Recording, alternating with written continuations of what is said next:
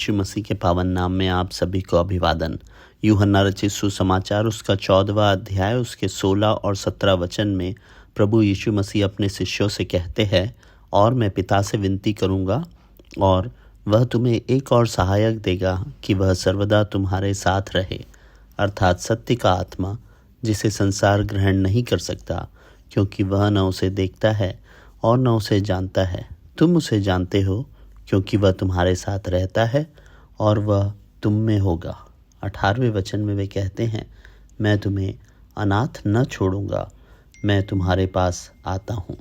प्रभु यीशु मसीह अपने शिष्यों को अपने इस सांसारिक जीवन के समाप्त होने के पहले एक सांत्वना के वचन यहाँ पर में देते हैं, और प्रभु यीशु मसीह अपने शिष्यों से कहते हैं कि मैं तुम्हें अनाथ न छोड़ूंगा, मैं तुम्हारे पास आता हूँ।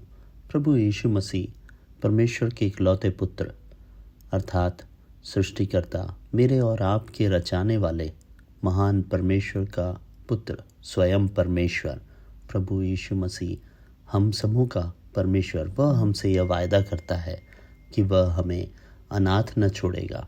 वह सदैव हमारे साथ में रहता है और उसने हमारे लिए एक सहायक के तौर पे अपनी आत्मा हर एक उस मनुष्य को जो उस पर विश्वास करता है दिया है।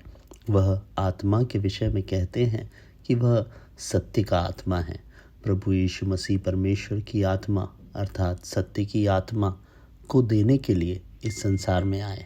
वे अपने इस सांसारिक जीवन में, जब वे इस संसार में थे, उस दौरान उन्होंने बहुत से आश्चर्य कर्म किए। काल्वरी के क्रूस पर मारे गए, गाड़े गए और तीसरे दिन जी उठे, और जी उठने के बाद वे स्वर्गारोहण कर गए, और स्वर्गारोहण करते समय उन्होंने हम सबों के लिए, जो कोई भी उस प्रभु यीशु मसीह पर विश्वास करता है, हर एक उस मनुष्य के लिए अपनी आत्मा अर्थात सत्य की आत्मा दी है।